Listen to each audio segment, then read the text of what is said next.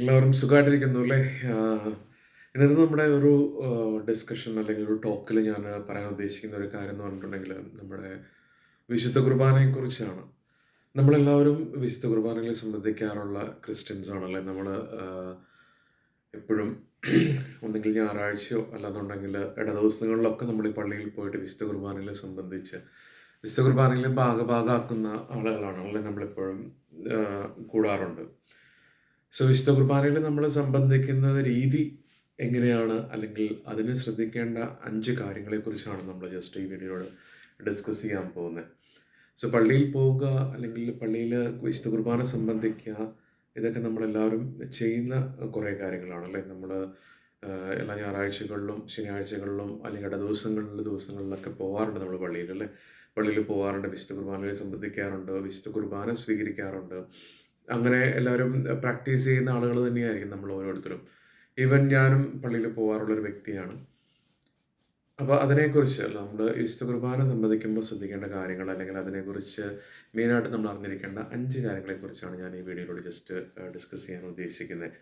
Okay, അപ്പോൾ നമ്മൾ ഈ ഒരു എൻ്റെ കുഞ്ഞൊരു അറിവ് വെച്ചിട്ടാണ് ഞാനിത് പറയുന്നത് കേട്ടോ. അപ്പം നമ്മൾക്ക് വീഡിയോയിലേക്ക് പോകാം. ഓക്കെ, എല്ലാവർക്കും നല്ലൊരു ദിവസം എന്ന് ആശംസിക്കുകയാണ്. എല്ലാവർക്കും നല്ലൊരു ദിവസമായിരിക്കട്ടെ. അതുപോലെ തന്നെ നമ്മുടെ ഈ ഒരു ടോക്ക് വിശുദ്ധ കുർബാനയെക്കുറിച്ചാണ് പറയാൻ പോകുന്നത്. അപ്പോൾ വിശുദ്ധ കുർബാനയെക്കുറിച്ച് നമ്മൾ പറയുമ്പോൾ നമ്മുടെ വിശുദ്ധ കുർബാനയിലുള്ള ഒരു സ്നേഹവും ആദരവും ഒക്കെ നമ്മൾ നോക്കേണ്ട ഒരു കാര്യമുണ്ട് അല്ലേ? അപ്പം അതിനെക്കുറിച്ച് ജസ്റ്റ് നമുക്കൊന്ന് ഡിസ്കസ് ചെയ്യാം. ഓക്കെ, നമുക്ക് വീഡിയോയിലേക്ക് പോകാം. Thank you. വിശുദ്ധ കുർബാന കാണാൻ വരുന്നവരല്ല എന്നാണ് പറയുന്നത്. വിശുദ്ധ കുർബാന കാണാൻ വേണ്ടിയിട്ടല്ല നമ്മൾ പോകുന്നത്. വിശുദ്ധ കുർബാനയിൽ പങ്കെടുക്കാൻ വേണ്ടിയിട്ടാണ് നമ്മൾ പോകുന്നത്. നമ്മൾ മോസ്റ്റ്ലി പറയാറുണ്ട്, എങ്ങോട്ട് പോകാനാണെന്ന് ചോദിച്ചാൽ ഞായറാഴ്ച ചോദിക്കുക നമ്മൾ പറയും അല്ലേ, നമ്മൾ വിശുദ്ധ കുർബാന അല്ലെങ്കിൽ കുർബാന കാണാൻ പോകാമെന്ന് പറയും. കുർബാന കാണാനല്ല നമ്മൾ പോകുന്നത്, കുർബാനയിൽ നമ്മൾ പങ്കെടുക്കാൻ വേണ്ടിയിട്ടാണ് പോകുന്നത് അല്ലേ? നമ്മൾ പള്ളിയിൽ പോയിട്ട് നമ്മൾ കുർബാന ജസ്റ്റ് കണ്ണുകൊണ്ട് കാണുക മാത്രമല്ല നമ്മൾ അവിടെ ചെയ്യുന്നില്ല, നമ്മൾ കുറേ കാര്യങ്ങൾ അവിടെ ചെയ്യുന്നുണ്ട്. നമ്മൾ കുർബാന കാണുക മാത്രമല്ല ചെയ്യുന്നത്, കുർബാനയിൽ നമ്മൾ ഓരോ രീതിയിലും ഭാഗമാക്കുകയാണ് അല്ലേ? നമ്മൾ അതിൻ്റെ ഉള്ളിൽ കയറുകയാണ്. കുർബാനയുടെ ഉള്ളിലേക്ക് കുർബാന നമ്മൾ വാച്ച് ചെയ്യുന്നതിനൊപ്പം തന്നെ നമ്മൾ കുർബാനയിൽ ഓരോ കാര്യങ്ങളിലേക്ക് നമ്മൾ കയറുകയാണ്, പങ്കെടുക്കുന്നവരാണ്. അച്ഛൻ കുർബാന ചൊല്ലുമ്പോൾ അല്ലെങ്കിൽ അതിൻ്റെ കൂടെ നിന്നുകൊണ്ട് നമ്മൾ പാട്ടുകൾ പാടി അല്ലെങ്കിൽ പ്രാർത്ഥനകൾ ചൊല്ലി അച്ഛൻ്റെ ചേഷ്ടകൾ അല്ലെങ്കിൽ അച്ഛൻ കാണിക്കുന്ന ആ അച്ഛൻ കുർബാനയിൽ കാണിക്കുന്ന കാര്യങ്ങളെല്ലാം നമ്മൾ ഉൾക്കൊണ്ട് അല്ലെങ്കിൽ കണ്ടുകൊണ്ടാണ് നമ്മൾ കുർബാന കാണുന്നത് അല്ലേ? ഇപ്പം നമ്മളൊന്ന് ആലോചിച്ച് നോക്കി, അച്ഛൻ നമുക്ക് സ്തുതി തരുന്ന സമയത്ത് നമ്മൾ സ്തുതി കൊടുക്കുന്നുണ്ട്. അല്ലെന്നുണ്ടെങ്കിൽ അച്ഛൻ പ്രധാനപ്പെട്ട കാര്യങ്ങൾ, കുർബാനയിൽ പ്രധാനപ്പെട്ട കാര്യങ്ങൾ ചൊല്ലുമ്പോൾ അല്ലെങ്കിൽ പ്രാർത്ഥിക്കുമ്പോൾ നമ്മൾ തലകുനിക്കേണ്ട ഭാഗത്ത് നമ്മൾ തലകുനിക്കും. ഇല്ലെന്നുണ്ടെങ്കിൽ സ്തുതി അങ്ങോട്ടും ഇങ്ങോട്ടും കൊടുക്കുന്ന സമയത്ത് നമ്മൾ അങ്ങനെ എല്ലാ മേഖലകളിലും നമ്മൾ അല്ലേ നമ്മൾ പങ്കെടുത്തുകൊണ്ടാണ്, നമ്മൾ ഓരോ കാര്യങ്ങളിലേക്കും പങ്കെടുത്തുകൊണ്ടാണ് നമ്മൾ വിശുദ്ധ കുർബാന കാണുന്നത്. അല്ലാതെ ഒരു കാണൽ മാത്രമല്ല, നമ്മൾ വിഷ്വലി ഒരു കാണുന്ന ഒരു കാര്യം മാത്രമല്ല വിശുദ്ധ കുർബാന. എപ്പോഴും നമ്മൾ വിശുദ്ധ കുർബാനയിൽ പങ്കെടുക്കുകയാണ് ചെയ്യുന്നത്. അപ്പം അതാണ് ഏറ്റവും വലിയൊരു കാര്യം. നമ്മൾ വിശുദ്ധ കുർബാനയിൽ ഓരോ നമ്മുടെ മനസ്സിൻ്റെ കോണിൽ നിന്ന് നമ്മൾ അതിൻ്റെ ഉള്ളിലെ ഭാഗഭാഗമായി നമ്മളതിന് പങ്കെടുക്കുകയാണ് കുർബാനയിൽ ചെയ്യേണ്ടത്. പലരും നമ്മൾ കുർബാനയിൽ കാഴ്ചക്കാരായിട്ട് പോയി നിന്ന് കുർബാന കാണാറുണ്ടല്ലേ? നമ്മൾ അശ്രദ്ധമായിട്ട് അങ്ങോട്ടും ഇങ്ങോട്ടും നോക്കി നിന്നല്ലെന്നുണ്ടെങ്കിൽ നമ്മൾ അവിടെ ഒരു എന്താ പറയുക, ഒരു ആളായിട്ട് നിൽക്കുന്നുണ്ടെങ്കിലും നമ്മളിപ്പോഴും ഒരു മൈൻഡ് ആബ്സെൻസ് ആയിരിക്കും. നമ്മൾ വേറെ എങ്ങോട്ടെങ്കിലും ശ്രദ്ധിച്ചല്ലെങ്കിൽ നമ്മൾ വേറെ എന്തെങ്കിലും കാര്യത്തെക്കുറിച്ച് ചിന്തിച്ചൊക്കെ ആയിരിക്കും കുർബാനയിൽ നിൽക്കുന്നത്.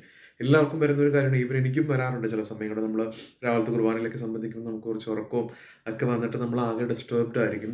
മേ ബി നമ്മൾ പകുതി ഹാഫ് ഒരു ഉണർന്നും ഹാഫ് ഉണരാതെയും നമ്മളിരുന്ന് കുർബാന പലപ്പോഴും കാണാറുണ്ടല്ലേ? അപ്പം നമ്മൾ കുർബാനയിൽ നമ്മൾ ഓരോരുത്തരും പങ്കെടുക്കുകയാണ് വേണ്ടത്, ഒന്നാമത്തെ കാര്യം. അതല്ലാതെ കാണുകയല്ല വേണ്ടത് കേട്ടോ. പ്രത്യേകം ശ്രദ്ധിക്കേണ്ട ഒരു കാര്യമാണ്.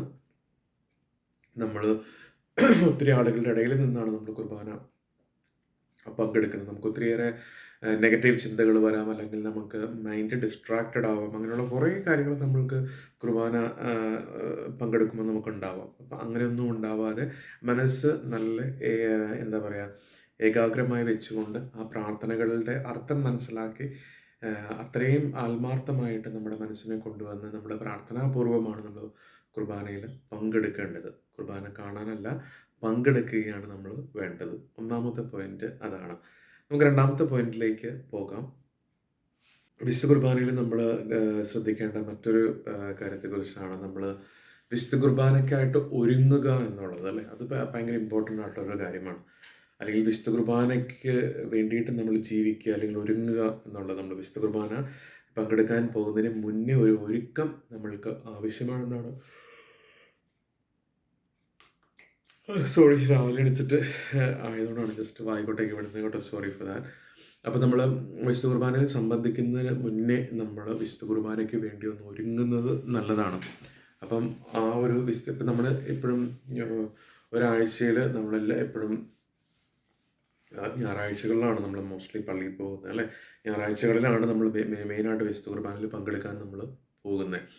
അപ്പോൾ അതിന് മുന്നേ നമ്മൾ ഈ ഒരു ആഴ്ചയിൽ അല്ലെങ്കിൽ ആ ഒരു സമയത്ത് നമ്മളൊന്ന് ഒരുങ്ങുന്നത് നല്ലതാണ്. ബിക്കോസ് ഒരുങ്ങുക എന്നത് സെൻസ് ലൈക്ക് നമുക്ക് ചെയ്യാവുന്ന നല്ല കാര്യങ്ങൾ, നല്ല ചിന്തകൾ, അതുപോലെ തന്നെ നമ്മൾ ചെയ്യേണ്ട ദാനധർമ്മങ്ങൾ, അങ്ങനെ എല്ലാം ചെയ്തുകൊണ്ട് നമ്മൾ ഞായറാഴ്ച കുർബാനയിലേക്ക് എത്തുമ്പോൾ നമ്മൾ ഒരുങ്ങുക എന്നാണ് ഏറ്റവും വലിയ കാര്യം. അതിൽ ഏറ്റവും വലിയൊരു ഇമ്പോർട്ടൻ്റ് ആയിട്ടുള്ളൊരു ഘടകം, നമ്മൾക്ക് മറ്റുള്ളവരോട് വെറുപ്പ് അല്ലെന്നുണ്ടെങ്കിൽ എന്താ പറയുക, ഒരു വൈരാഗ്യം അങ്ങനെയൊക്കെ ഉണ്ടെന്നുണ്ടെങ്കിൽ നമ്മൾ അതൊക്കെ വെറുത്തുപേക്ഷിച്ച് അവരോട് സ്നേഹമായിട്ട് പെരുമാറിക്കൊണ്ട്, അല്ലെങ്കിൽ മനസ്സിൽ അവരോടുള്ള ചിന്തകളെ മാറ്റിക്കൊണ്ട് നമുക്ക് നമ്മളെ തന്നെ ഒന്ന് അറേഞ്ച് ചെയ്തിട്ട് വേണം നമ്മൾ കുർബാനയിൽ പങ്കെടുക്കാൻ വേണ്ടിയിട്ട് നമ്മൾ പോകാൻ വേണ്ടിയിട്ട്. ഇല്ല, അപ്പോൾ അത് ഒരു എക്സാമ്പിൾ മാത്രം പറഞ്ഞുള്ളൂ. അങ്ങനെ നമ്മൾക്ക് ജീവിതത്തിലെ പല മേഖലകളും വരുത്തേണ്ട കുഞ്ഞു കുഞ്ഞു മാറ്റങ്ങളൊക്കെ വരുത്തി വേണം നമ്മൾ ആഴ്ചയുടെ അവസാനം അല്ലെങ്കിൽ ആഴ്ചയിൽ നമ്മൾ ഞായറാഴ്ച കുർബാനയിലേക്ക് പങ്കെടുക്കാൻ വേണ്ടി പോകുമ്പോൾ നമ്മളെ ഒരുക്കേണ്ടത്. അതുപോലെ തന്നെ നമ്മൾ കുർബാനയ്ക്ക് പോകുന്നതിന് മുന്നേ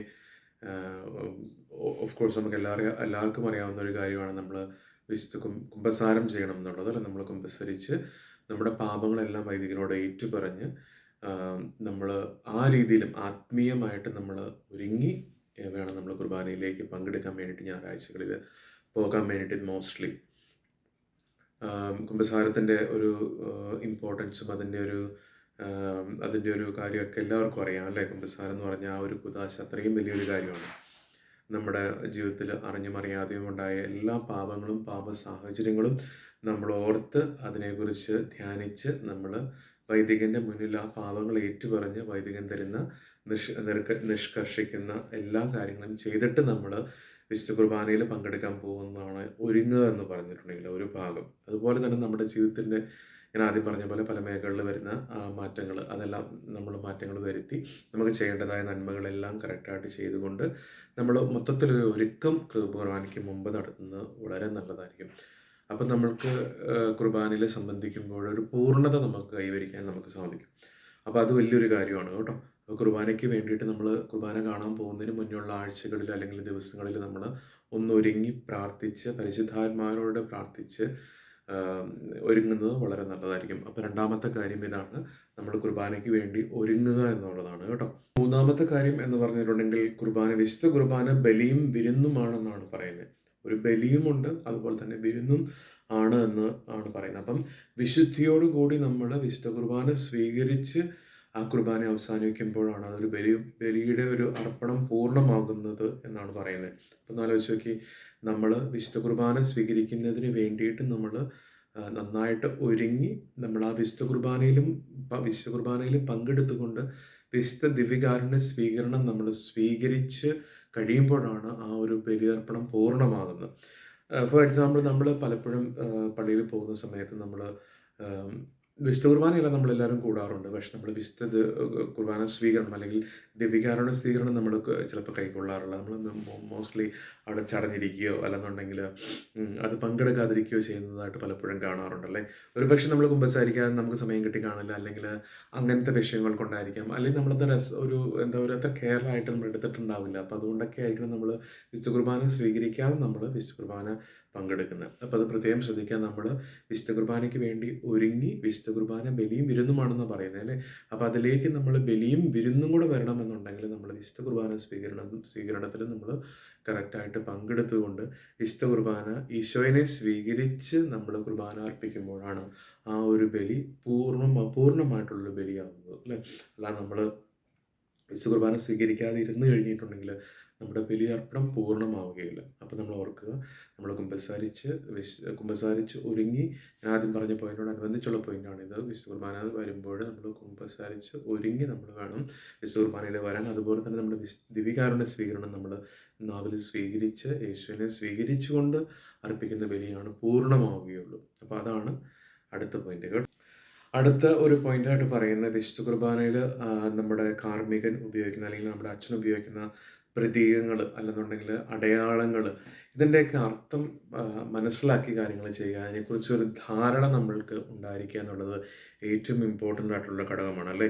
ഇപ്പോൾ അച്ഛൻ നമ്മൾ വാഴ്ത്തുന്ന രീതിയിൽ കാണിക്കുന്നുണ്ട്, അതുപോലെ തന്നെ നമ്മൾക്ക് കുമ്പിടുന്ന രീതിയിൽ കാണിക്കുന്നുണ്ട്. അങ്ങനെ ഒത്തിരി പ്രതീകങ്ങളും അടയാളങ്ങളും ഉള്ള ഒരു കാര്യമാണ് വിശുദ്ധ കുർബാന എന്ന് പറഞ്ഞു കഴിഞ്ഞിട്ടുണ്ടെങ്കിൽ. അപ്പം ഓരോ കാര്യങ്ങളുടെയും അർത്ഥം എന്താണ്, അല്ലെങ്കിൽ അത് അവിടെ വരേണ്ട ആവശ്യകത എന്താണ് നമ്മൾ മനസ്സിലാക്കിയിരിക്കേണ്ട ഒരു കാര്യമുണ്ട്. ഇപ്പം നമ്മുടെ കുർബാനയുടെ മർമ്മപ്രധാനമായ ഭാഗമാണ് നമുക്ക് കുർബാനയിലെ കാർമ്മികൻ വിശുദ്ധ കുർബാന അർപ്പിക്കുന്നതിൻ്റെ മെയിനായിട്ടുള്ളൊരു ഭാഗമാണല്ലേ നമ്മുടെ അപ്പം മുറിക്കൽ ശുശ്രൂഷ.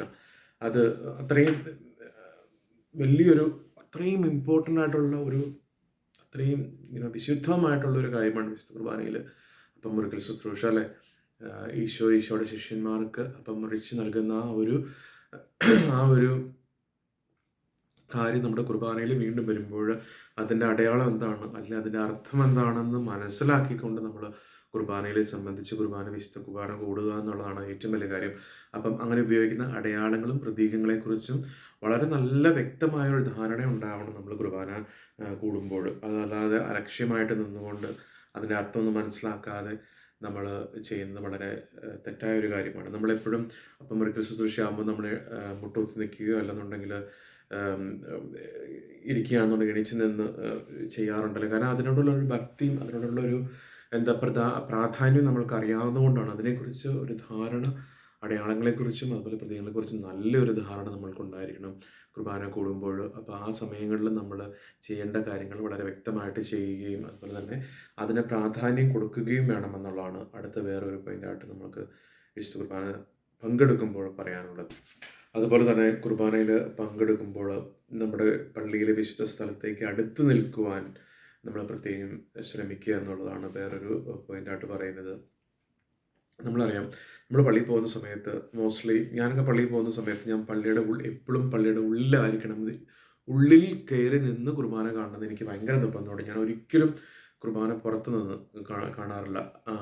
പെരുന്നാളുകൾക്ക് ഒക്കെ നമ്മൾ സ്ഥലമില്ലാത്ത ഒരവസ്ഥ വന്നു നമുക്ക് മോസ്റ്റ്ലി അങ്ങനെ ചെയ്യാറുണ്ട്. അതുകൂടാതെ നമ്മൾ മാക്സിമം നമ്മൾ ശ്രമിക്കുമ്പോൾ എപ്പോഴും വിശുദ്ധ കുർബാന കാണുന്ന സമയത്ത് എനിക്ക് നിർബന്ധമാണ് പള്ളിയുടെ ഉള്ളിൽ കയറി നിന്ന് പള്ളിയുടെ വിശുദ്ധ കുർബാന പങ്കെടുക്കുകയാണെന്ന്. എനിക്കിത് ഭയങ്കര നിർബന്ധമുള്ള കാര്യമാണ്. പക്ഷെ പലരും നമ്മളത് പാലിക്കാറില്ല. ചില സമയങ്ങളിൽ നമ്മൾ അലക്ഷ്യമായിട്ട് നമ്മൾ പള്ളിയുടെ മുമ്പസ്ഥോ അല്ലെങ്കിൽ നടക്കല്ലുകളിലോ അല്ലെങ്കിൽ സൈഡിലുള്ള ഭാഗങ്ങളിലൊക്കെ നമ്മൾ ഇരുന്ന് കുർബാന കാണുന്ന ഒരു ശീലം എല്ലാവർക്കും ഉണ്ട്. ഇതൊക്കെ എല്ലാവരും ചെയ്യുന്ന കാര്യമാണ് കേട്ടോ. നമ്മളത് ഒരുപക്ഷെ മനസ്സിലാക്കാൻ ചെയ്യുന്ന കാര്യം കൊണ്ടായിരിക്കും നമുക്കത് അത്ര നോട്ടീസ് ചെയ്യാതെ പെടുന്നത്. അപ്പോൾ വിശുദ്ധ കുർബാനയിൽ പങ്കെടുക്കുമ്പോൾ നമ്മൾ പള്ളിയുടെ അകത്ത് തന്നെ കയറി നിന്ന് വിശുദ്ധ കുർബാന പുസ്തകം കയ്യിലേന്തി കയ്യിൽ പിടിച്ചുകൊണ്ട് അതിൽ നോക്കി കുർബാന ചൊല്ലി അതിൽ പങ്കെടുക്കണം എന്നാണ് വയ്ക്കുന്നത്. പ്രത്യേകം ഓർക്കുക, നമ്മൾ കുർബാന കാണുന്ന സമയങ്ങളിൽ നമ്മൾ വിശുദ്ധ കുർബാന കൂടുമ്പോൾ ഉള്ളിൽ തന്നെ പള്ളിയുടെ ഉള്ളിൽ വിശുദ്ധ സ്ഥലത്തോട് അടുത്ത് നിന്ന് കുർബാന കണ്ട് കുർബാന പുസ്തകം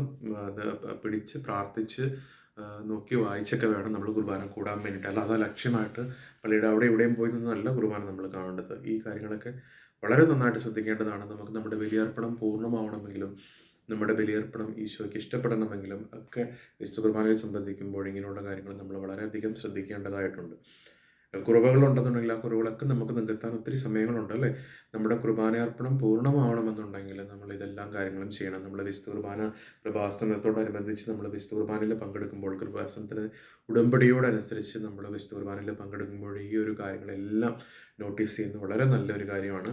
ഞാനിതൊക്കെ പാലിക്കാൻ നോക്കിയിട്ടുള്ളൊരു വ്യക്തിയാണ് കുർബാന പങ്കെടുക്കുമ്പോൾ. അപ്പോൾ നമ്മൾ വിശുദ്ധ കുർബാനയിൽ പങ്കെടുക്കാൻ മാത്രമല്ല, നമ്മുടെ ഇടവ പള്ളിയിൽ പോയിട്ട് നമ്മൾ എല്ലാ ഞായറാഴ്ചകളിലും അല്ലെങ്കിൽ നമുക്ക് പോകാൻ പറ്റിയ എല്ലാ ദിവസങ്ങളിലും പോയി കുർബാന കാണുമ്പോൾ ഈ രീതികൾ ഫോളോ ചെയ്ത് കുർബാന കാണുന്നത് വളരെ നല്ലതായിരിക്കും. നമ്മൾക്കതിന് ഒത്തിരി ഒരു കുർബാനയുടെ വില എന്ന് പറഞ്ഞാൽ വലിയൊരു കാര്യമാണ്. ഞാൻ ഒത്തിരി കുർബാന മുടക്കിയിട്ടുള്ളൊരു വ്യക്തിയാണ് ജീവിതത്തിൽ. എനിക്കത് ഇപ്പോൾ ഓർക്കുമ്പോൾ എനിക്കൊത്തിരി വിഷമമുണ്ട്. അതിന് ചെയ്യാൻ പറ്റുന്ന എനിക്കിപ്പം പള്ളിയിൽ പോകാൻ സാധിക്കുന്നുണ്ട്. അതുകൊണ്ട് ഞാൻ പറ്റുന്ന രീതിയിലൊക്കെ എപ്പോൾ സമയം കിട്ടുന്നോ അപ്പൊക്കെ പള്ളിയിൽ പോകാറുണ്ട്. അതുപോലെ തന്നെ നമുക്ക് അന്ന് ചെയ്യാൻ പറ്റാത്ത കാര്യം നമ്മൾ വേറെ രീതിയിൽ ചെയ്ത് അതൊരു മാനസികമായിട്ട് നമുക്കതിനോട് ഒരു സന്തോഷം തോന്നുന്ന രീതിയിൽ ഞാനത് ആക്കിയെടുക്കാറുണ്ട്. വിശുദ്ധ കുർബാന എന്ന് പറഞ്ഞിട്ടുണ്ടെങ്കിൽ വലിയൊരു കാര്യമാണ്. നമ്മൾക്ക് എല്ലാവരും പങ്കെടുക്കുക. അതുപോലെ പങ്കെടുക്കുമ്പോൾ അതിൻ്റെ പൂർണ്ണതയോട് കൂടി പങ്കെടുക്കാൻ ശ്രമിക്കുക കേട്ടോ. അപ്പോൾ ഇതാണ് ഇന്ന് ഞാൻ പറയാൻ ഉദ്ദേശിച്ച 5 കാര്യങ്ങൾ വിശുദ്ധ കുർബാനയെ സംബന്ധിച്ച്. ഓക്കെ, എല്ലാവർക്കും നല്ലൊരു ദിവസമായിരിക്കട്ടെ. ഇനിയും നല്ല നല്ല ടോപ്പിക്കുകളുമായിട്ട് ഞാൻ വരുന്നതായിരിക്കും. ഇതിൽ ഒത്തിരി കുറവുകളുണ്ട്. ഞാനിങ്ങനെ പറയാനൊന്നും പഠിച്ച ഒരാളല്ല. ഞാനിങ്ങനെയൊക്കെ പറഞ്ഞ് ഇപ്പം ഒരു കുറച്ച് നാളായിട്ടെന്ന് പറഞ്ഞു തുടങ്ങിയ ഒരാളാണ്. അതുകൊണ്ട് എനിക്ക് എന്തെങ്കിലും ഒത്തിരി കുറവുകളുണ്ട് പറയുമ്പോൾ. പറഞ്ഞ് കറക്റ്റായിട്ടാണ് കാര്യങ്ങൾ വരുന്നത്. നിങ്ങൾക്കത് ഉൾക്കൊള്ളാൻ സാധിക്കുന്നുണ്ടോ എന്നൊന്നും എനിക്കത്ര വ്യക്തമല്ല. പക്ഷേ എൻ്റെ ചെറിയ അറിവ് വെച്ചുകൊണ്ട് പറയുന്ന കാര്യങ്ങളാണ്. നിങ്ങളത് ആ രീതിയിൽ തന്നെ എടുത്ത് എന്നെ സപ്പോർട്ട് ചെയ്യണം കേട്ടോ. താങ്ക് യു എന്നാൽ.